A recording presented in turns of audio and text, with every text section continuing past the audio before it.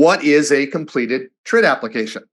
Well, it means you have received from the applicant 6 items: name, income, social security number, property address, property value estimate, and loan amount.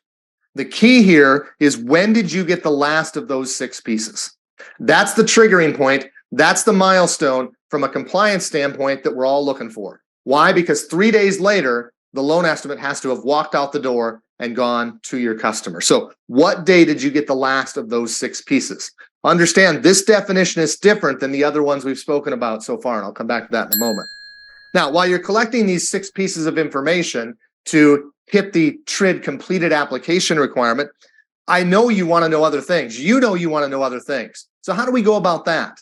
Well, we can ask for other things along the way. The key, though, is we can't require the information. So I'm going to go back to letter B here in the middle of page 68. While you're collecting the TRID 6, you can ask about other things, but you can't make them a requirement to move forward and produce the loan estimate. The idea is simply this: the applicant cannot be required to give you any more than the 6 pieces of information in order to get their loan estimate. You can ask them about other things, but you can't make them a requirement.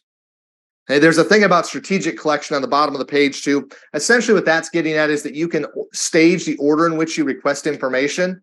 In other words, you can purposely not ask for something so as not to have it yet, but you have to be careful. The line in the sand for the CFPB is, if I'm the applicant and I'm ready to give you the information, so pick any one of the TRID 6, if you're going to purposefully not ask me for it, but I'm ready to give it to you, you can't put up the stop sign and say, I don't want that yet.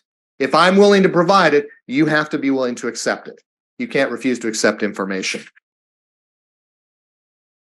Verification documents, top of the next page. So before you have the TRID 6, you can't require verification documents. That prohibition continues through the TRID 6. In other words, even after you have the TRID 6, you still can't require verification documents. Things like W-2s, tax returns, pay stubs, and the number one culprit, purchase agreements.